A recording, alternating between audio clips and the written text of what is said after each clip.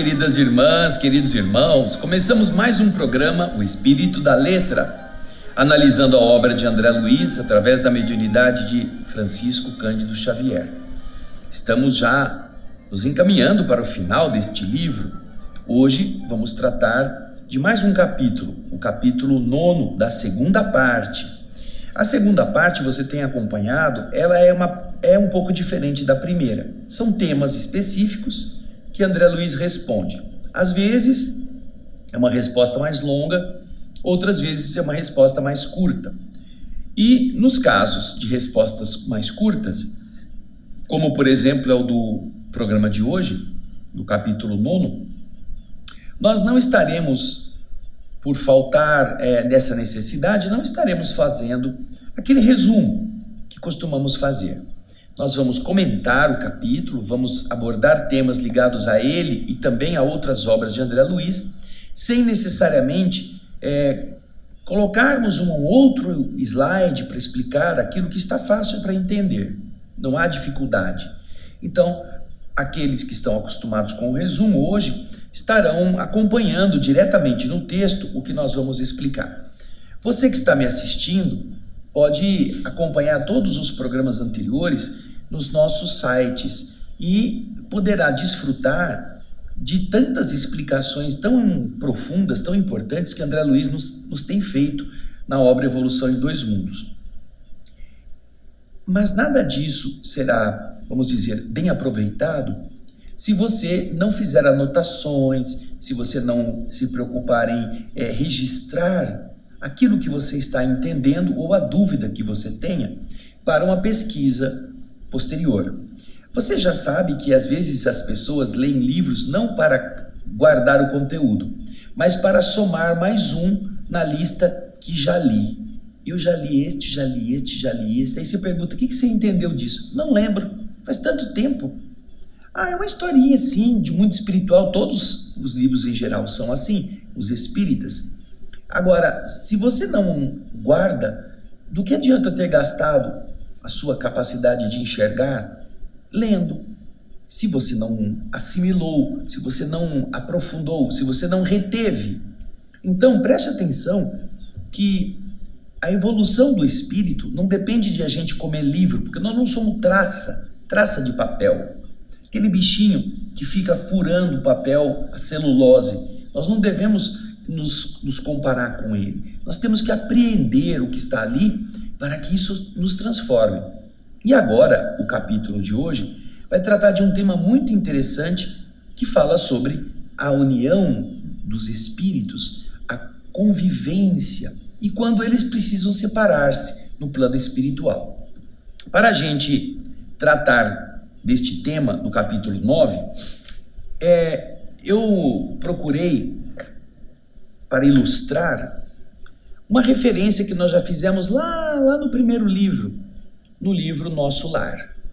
O livro Nosso Lar nos apresenta o quê? Nos apresenta a vida no mundo espiritual, contada pelo Espírito André Luiz, logo no primeiro voo que ele nos faz com essas revelações. E uma delas é interessante porque, falando sobre a afetividade, André Luiz aprende com a dona Laura, a mãe do enfermeiro Lísias, que o abrigou depois que ele saiu do hospital. Ele foi morar na casa do Lísias.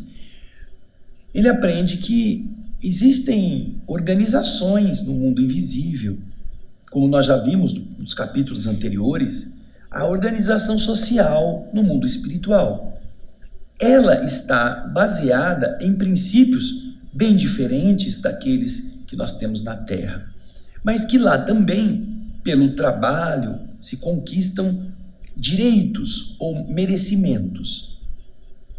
A dona Laura, no capítulo 20º do livro Nosso Lar, aliás, no 21º, no capítulo 21, ela vai explicar que os espíritos que estão afinizados, que estão evoluindo juntos, eles têm na cidade Nosso Lar, e eu estou me referindo a esse nível da evolução e da descrição de André Luiz. Eu não estou dizendo que em toda a espiritualidade é desse jeito.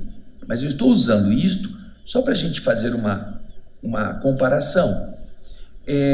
Ela diz que em nosso lar, quando um dos interessados, um dos abrigados na cidade, conquista em trabalhos comuns, em trabalhos comunitários, a possibilidade de aquinhoar, guardar 30 mil bônus hora. Bônus hora é o valor da remuneração por hora de trabalho para a comunidade. Quando alguém atinge este índice, como se ele tivesse guardado em uma poupança, alguma coisa assim, ele tem o direito de adquirir uma casa, uma moradia. Se ele não tiver esse valor, naturalmente que ele vai continuar tendo onde morar na cidade. Ele estará abrigado, ele estará amparado, não vai ficar dormindo na praça.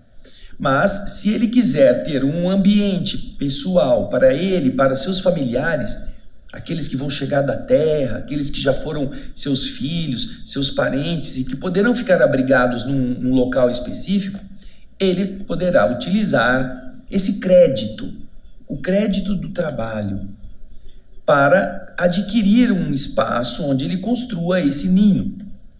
E conta a dona Laura, lá no livro Nosso Lar, que o seu Ricardo, o seu marido, que veio primeiro para o mundo invisível, ele trabalhou muito, trabalhou bastante e ele preparou esse lar que quando dona Laura chegou, 18 anos depois, eles inauguraram. Então, ao longo destes anos, no plano espiritual, o seu companheiro da terra, ele se empenhou para que eles pudessem ter ali um ambiente familiar. Ela chega, eles inauguram a nova moradia e estão ali recolhendo os entes queridos, não só da sua própria prole, tanto é que André Luiz está residindo com ela. E depois de terem passado por vários processos de transformação, eles fazem uma avaliação num dos ministérios que existem na cidade e eles descobrem que eles precisarão, por erros cometidos em outras vidas do passado, eles precisarão recuperar determinados defeitos para transformá-los em virtudes.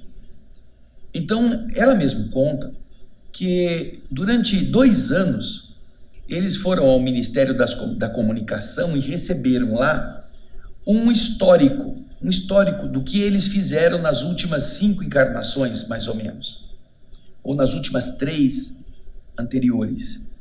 E a recomendação era de que eles começassem a ler, como se eles estivessem lendo um livro, com histórias, com envolvimentos, como se eles estivessem apenas lendo.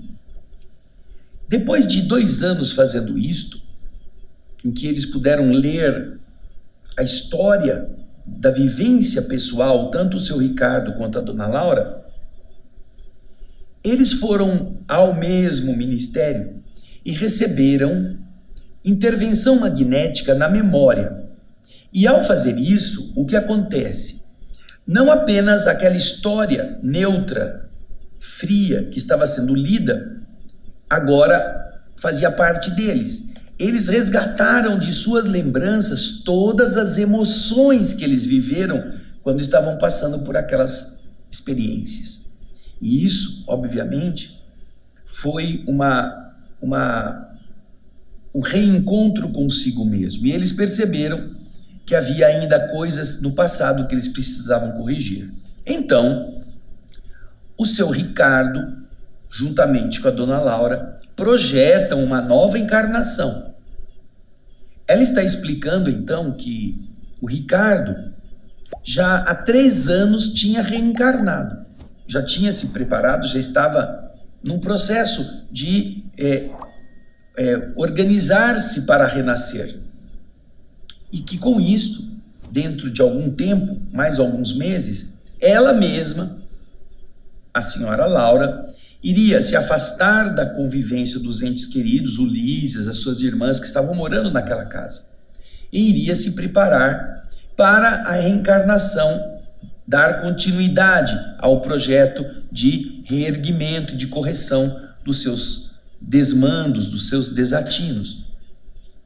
Então você vê que nesse primeiro momento, eles haviam se separado na Terra pela morte do marido, que ficou 18 anos no mundo espiritual, usando do seu desejo de manter boas relações com aqueles que ficaram na Terra, para acolhê-los quando chegasse a vez deles.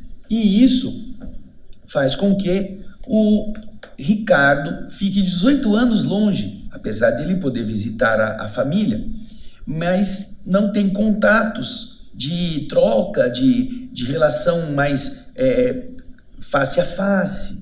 Estão em dimensões de frequência diferentes. A dona Laura também estava encarnada. Bom, chega o momento dela voltar à vida espiritual, quando eles assumem esse elo carinhoso que os mantém muito próximos. Continuam ali por vários anos, começam a receber os filhos que vão morrendo na Terra e são abrigados ali. Estes mesmos que fazem parte da família espiritual. Aí o que acontece? Eles fazem aquela experiência que eu disse agora, eles vão estudar o que eles têm que corrigir e eles descobrem que precisam renascer. Então, o que acontece? Lá vai o seu Ricardo de novo se afastar. Então, uma separação. Porém, ele vai se afastar para preparar-se e logo mais adiante virá a sua antiga companheira, que vai novamente ser sua atual esposa na Terra, na nova experiência. E mais adiante, se Deus permitir, os filhos do casal, se tiverem merecimento, poderão também voltar. Não é que isso é um jogo de cartas marcadas, mas nesse período da experiência, quando você erra em conjunto, você precisa resgatar em conjunto. É claro que vai haver outros que poderão fazer parte desse conteúdo de reencontros. Até pessoas que sejam mais elevadas ou que sejam tutores, que também peçam para fazer parte disso, para nos ajudar, para nos dar amparo, para permitir que a gente passe pelo teste com menos dificuldade. Também isso pode. Porém, nós teremos que resgatar em conjunto aquilo que fizemos em conjunto, no sentido negativo. E isso, então, está sendo preparado. E nós vamos lá no capítulo 48 do livro Nosso Lar, chamado Culto Familiar. Esse culto familiar é justamente o momento em que Dona Laura vai deixar as suas tarefas na cidade Nosso Lar e vai encaminhar-se para o local em que a sua reencarnação começará a ser processada. Antes disso, eles fazem uma reunião de oração em família, naquele lugar, e André Luiz está presente. E nesse momento, quando eles fazem isto, eles trazem o espírito do seu Ricardo, que está na Terra, eles trazem em um processo de desdobramento através do sono, e ele participa dessa oração em família, como se fosse uma preparação para o desligamento da Dona Laura e a sua posterior, o seu endereçamento ao processo reencarnatório. E é muito bonito. Então você percebe que existem circunstâncias na evolução em que as pessoas, por mais que se queiram, certamente terão que passar por períodos de afastamento. Isso acontece com você que é pai e mãe, quando o seu filho primeiro vai para a escola. Antes ele ficava o dia inteiro com você, agora ele passa metade do período longe de você. É um afastamento. Aí ele vai crescendo, aí ele vai ficando jovem, ele vai tendo amigos. E você vai ver que cada vez mais esse afastamento, em termos de tempo, continua ocorrendo. Aí vai chegar um momento em que ele encontra uma outra pessoa e vai constituir sua família. E vai embora. Então aquilo que você ficou 20 anos cuidando como se fosse seu patrimônio, de repente diz tchau e se manda. E aí você fica o quê? Você fica longe. Então é um treinamento, viver é um treinamento para que nós entendamos a necessidade de caminharmos Todos nós, com as nossas pernas, não ficarmos agarrados a ninguém, porque é uma tendência de muita gente ficar preso, ficar dependendo de outros, e, ao mesmo tempo, um crescimento que vai nos permitir ser apoio para aqueles que vão chegar, a fim de que eles também sejam formados, que eles tenham confiança neles mesmos e que depois eles possam seguir por sua própria conta. Não é que a gente jogue no lixo, que a gente se desfaça.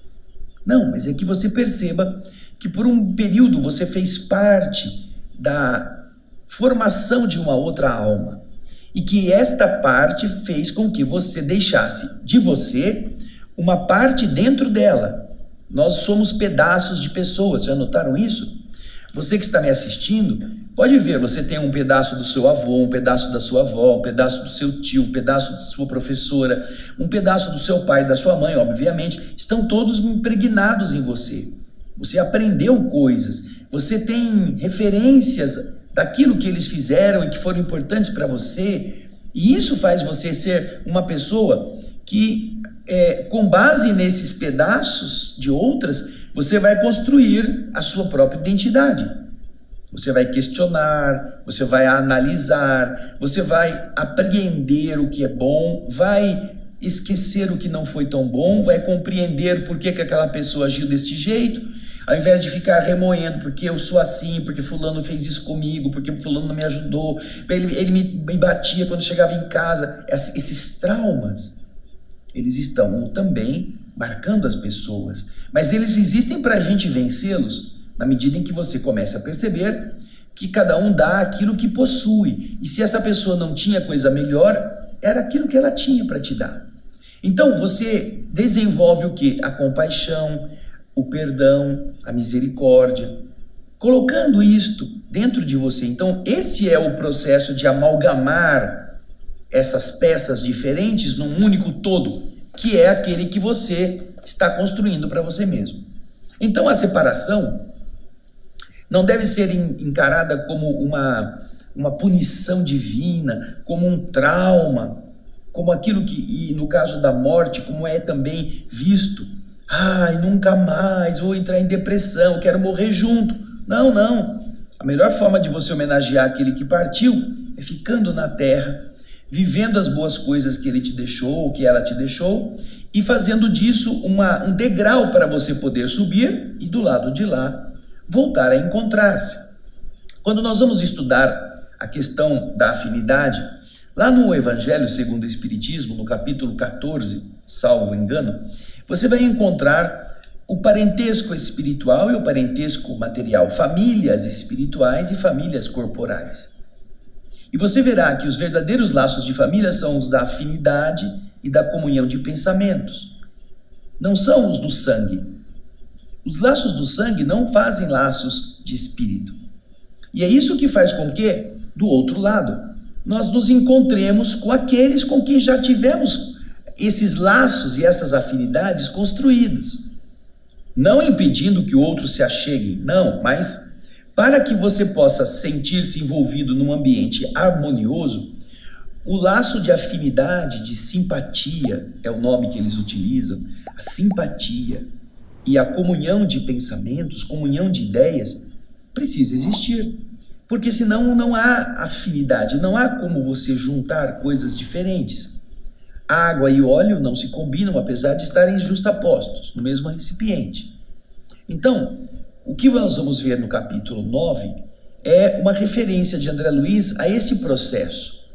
Por que que às vezes acontece que seres que se querem bem, às vezes precisam se afastar?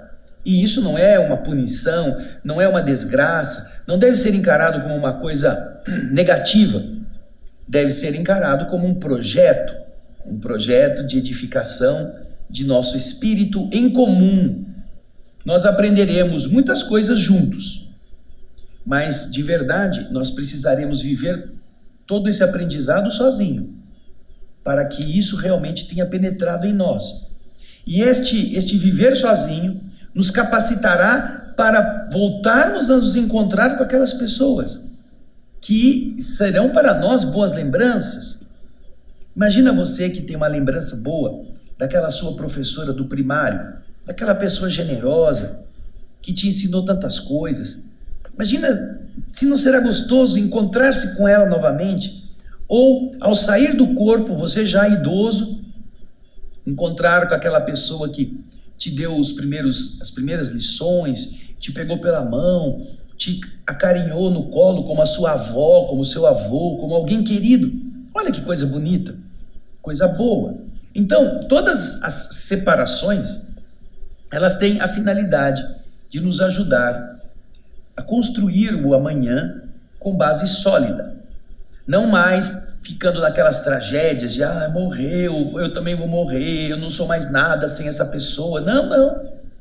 Nós temos que lembrar que nós somos criaturas autônomas, individualmente. Não dependemos de ninguém. Quando nós queremos depender de alguém, é que a gente está querendo andar com a perna do outro. Aí se o outro vai embora pela morte ou pela separação, a gente vai ficar como que aleijado? Nós não vamos andar mais? É isso que não deve acontecer. Portanto, o capítulo 9 do livro Evolução em Dois Mundos, André Luiz vai apresentar essas circunstâncias que são importantes para que nós meditemos. Então agora, nós vamos para o livro Evolução em Dois Mundos, no capítulo 9, e você vai acompanhar comigo os slides de um capítulo bem curto, mas que tem bastante implicação no nosso modo de ser. Vamos lá? Aí está. A pergunta que fazem a André Luiz é esta aí, ó. Ocorre separação entre cônjuges espirituais?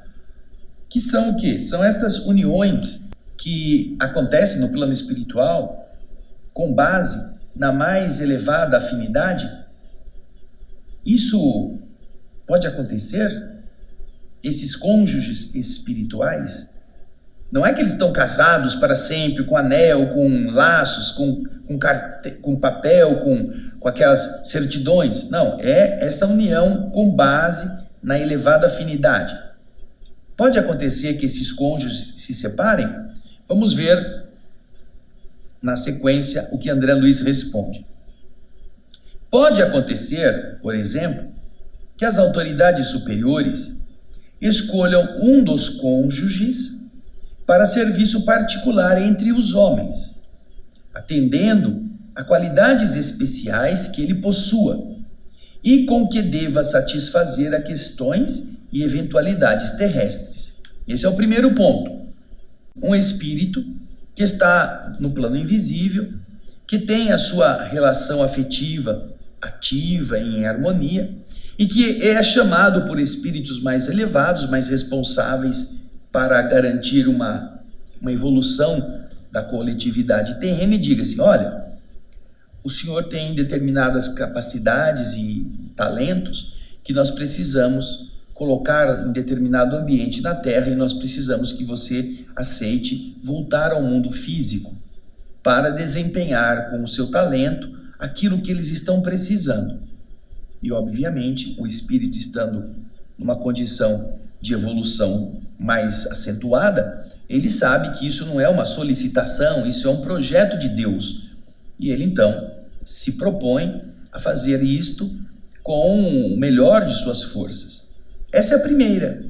E o cônjuge? Aí ele chega lá e fala assim, vamos supor que fosse o Ricardo e a dona Laura. Fala assim: ai, Laura, olha, eu tenho uma coisa para contar para você. O seu ministro fulano de tal me chamou lá e ele disse que lá na Terra estão precisando de alguém que tem um pouco das características que eu tenho, e ele pediu para eu ir para lá. Então, ai, Ricardo, você vai me deixar? Não pode fazer isso comigo, eu vou falar com o ministro, espera um pouquinho, eu vou lá. Não é possível agora que a gente está junto. Você acha que tem sentido um negócio desse? Não. Todos estão a serviço de uma causa superior ao amor próprio. E pode acontecer, não que aquele que vai ficar agora sem a presença vai ficar contente, mas ele vai dizer: olha, puxa, que maravilha, que bom, eu vou ajudar você, eu vou estar junto, eu vou te amparar, você precisando de vibrações daqui nós vamos mandar, eu vou lá na Terra te visitar quando for possível.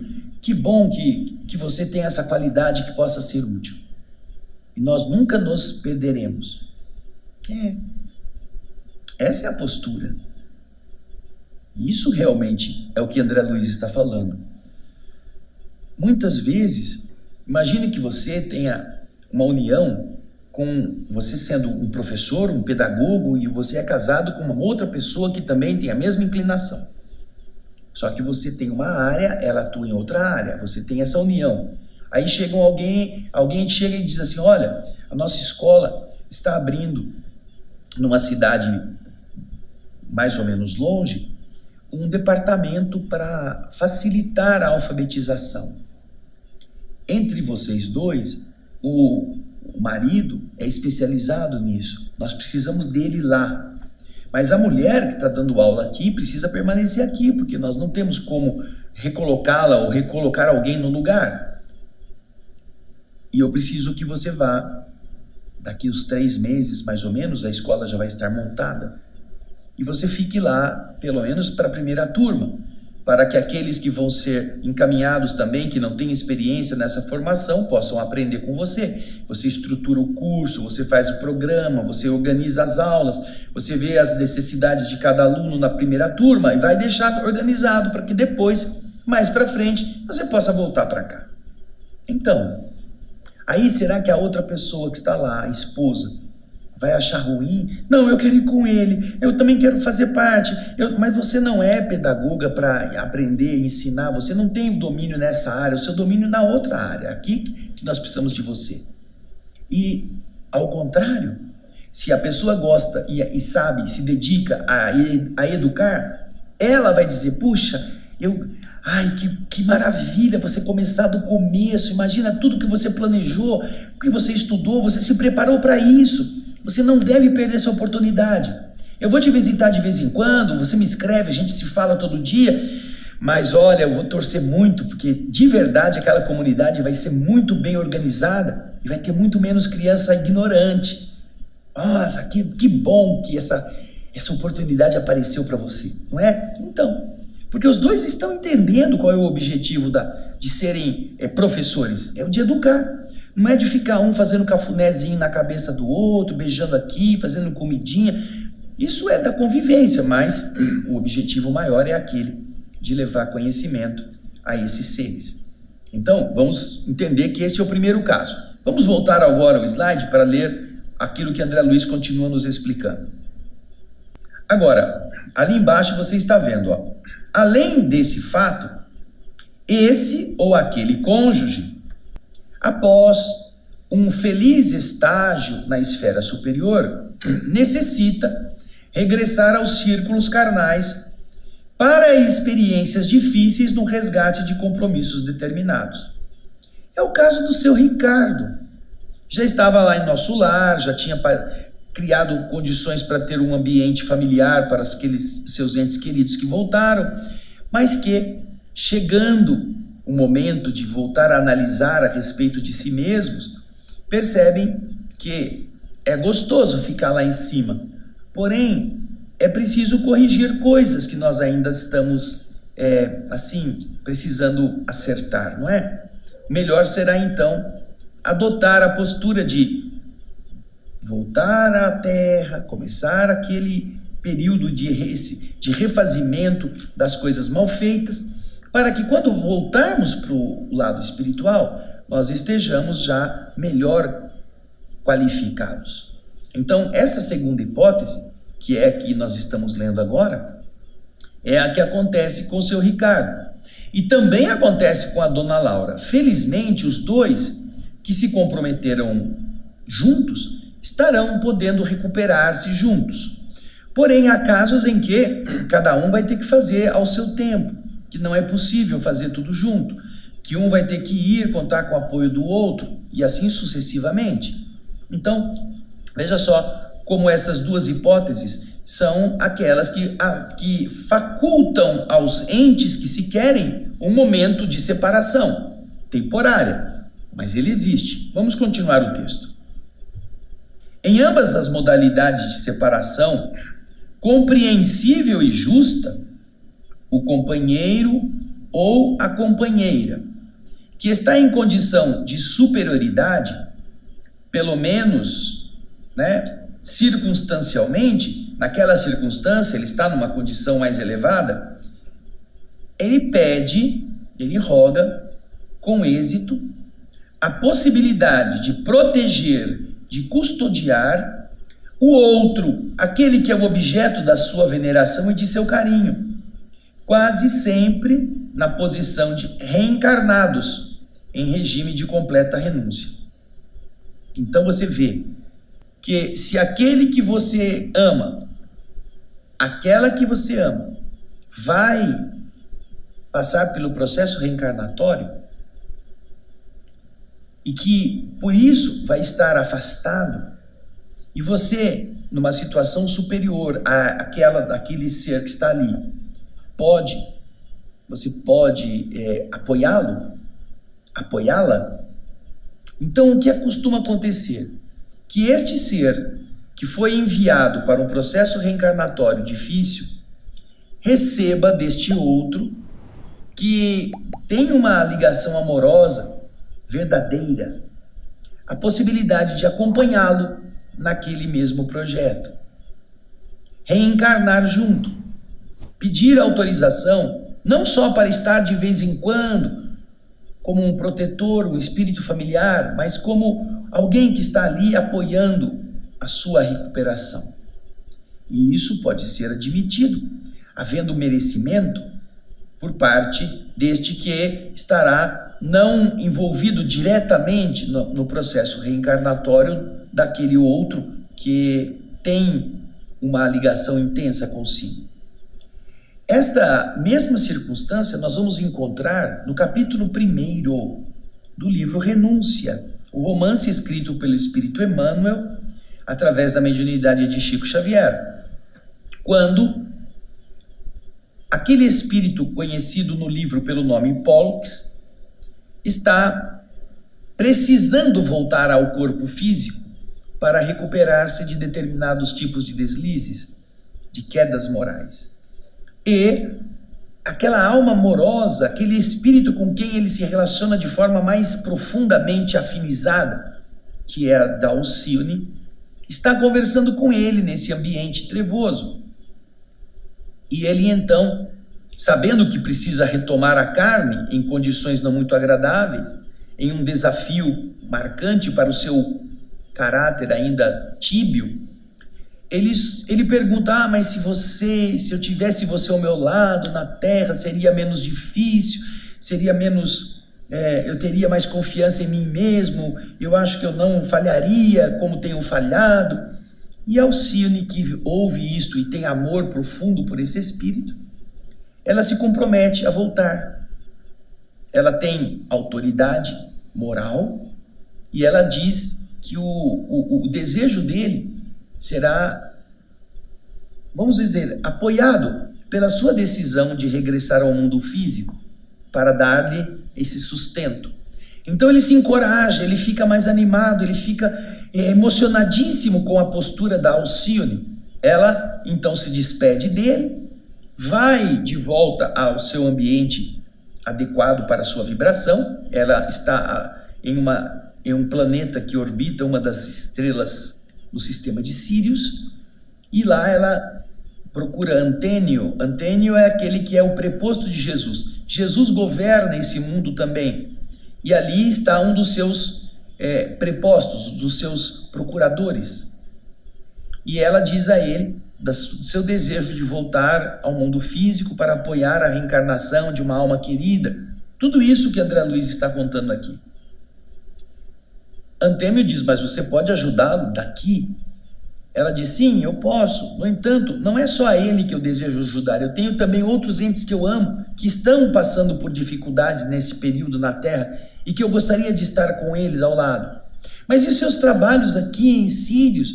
Eu vou pedir a suspensão daquilo que eu estava fazendo para que eu me libere.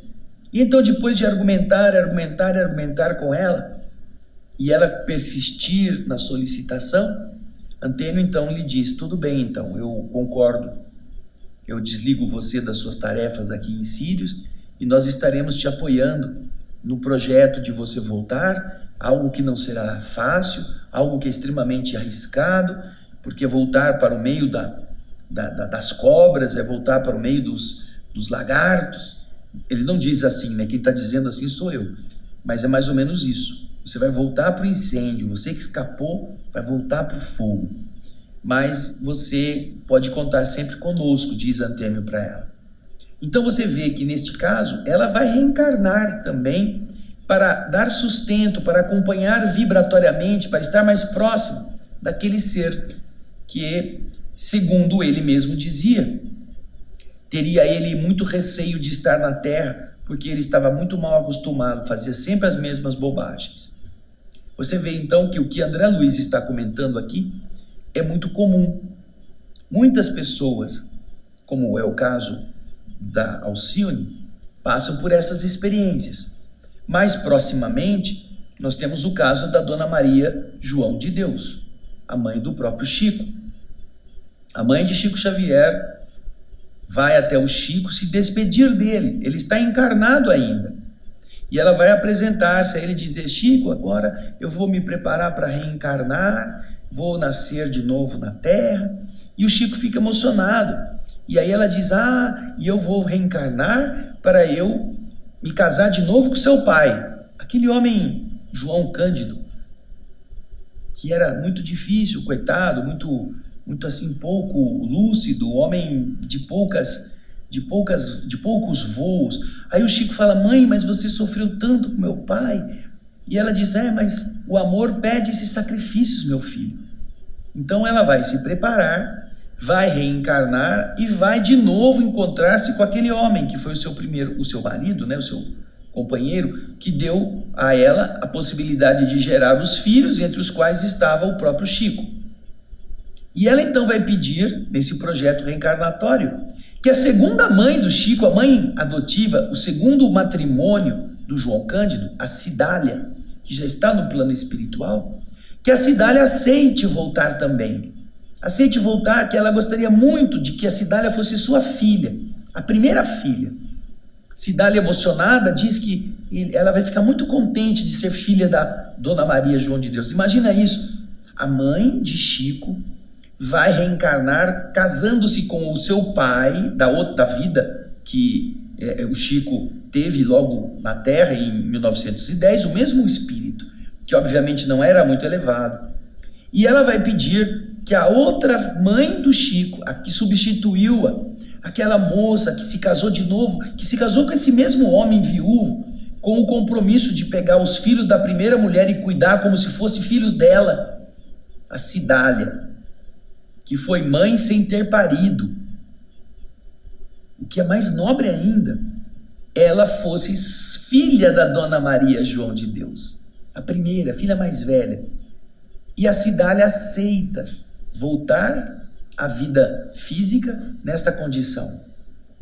Então você percebe como o mundo espiritual, utilizando-se desses laços de espiritualidade, de elevação, ele constrói todo um grande tecido amoroso, uma grande forma de recuperar-nos uns aos outros, através desta maneira de nos doarmos, de nos sentirmos próximos, de cooperarmos, cada qual com a sua qualidade, para que a outra fraqueza dos que estão à nossa volta seja vencida, seja superada. Alguns virão para ser companheiros, companheiras, vigilantes. Outros virão para ser professores daqueles que estão próximos, para reeducar, para serem aqueles que alertam, que ajudam a pessoa a despertar. Porque quando a gente renasce, isso é interessante, nós continuamos a ser aquilo que nós éramos, com alguma melhoria dos conceitos apreendidos no plano espiritual, porém, quando a gente acorda na terra, na carne, a gente não tem tanta lembrança e a inclinação está viva em nós. Essas realidades, então, você vai ver espelhadas em muitas histórias. A própria mãe do André Luiz, no livro Nosso Lar, ela tem um marido que era um homem meio, assim, alegrão, né? Um cara dado a muitas mulheres, naquela época em que eles estavam unidos. E o que acontece é que quando desencarna, a mãe de André Luiz é um espírito elevado, mas o pai não é. O pai está na região umbralina, com mulheres que estavam aproveitando-se sexualmente dele já na vida física, com as quais ele continua atrelado na região inferior. E a mãe de André Luiz diz a ele que ela vai preparar uma reencarnação, vai reencarnar como esposa do seu marido novamente, e ela vai trazer para sua casa como mãe as mulheres que estavam ainda usando este homem numa dependência sexual, que não deixa de ser de certa forma um afeto, mas ela vai ser mãe dessas criaturas. Então você percebe como é importante esse projeto, porque o amor está na raiz de tudo isso. Daí a separação não ser alguma coisa ruim, nem ser interpretada como alguma coisa ruim quando nós vencemos o egoísmo. É o egoísmo que nos faz ser assim, donos das pessoas, possessivos. Mas à medida em que a gente vence isto, que nós conseguimos suplantar essas deficiências, nós passamos a ser cooperadores, estando à distância ou pedindo para nascer junto, se a gente tiver merecimento, e estarmos ao lado daqueles que a gente ama. Essa é uma prova de amor. E é isso que nós gostaríamos que você não se esquecesse, que quanto menos egoísmo, mais felicidade multiplicada. Quanto mais egoísmo, mais domínio, mais raiva, mais desejo de tomar conta de todo mundo e ser exclusivo. Isso é importante que nós nos lembremos. Por quê? Porque no próximo capítulo, capítulo 10, nós vamos tratar também de temas ligados a essas questões, o capítulo que tem como título Disciplina Afetiva. Então não é apenas em relação a espíritos que são elevados, que são companheiros assim, já por sentimentos nobres. Também nós estaremos precisando aprender a dar disciplina ao nosso afeto. E para isso precisaremos enfrentar frente a frente nosso orgulho, o nosso desejo de mandar, a nossa inclinação viciosa. Mas isso é para o nosso próximo programa. Então você vê que não teve nenhuma dificuldade em o texto que André Luiz nos apresenta no capítulo 9.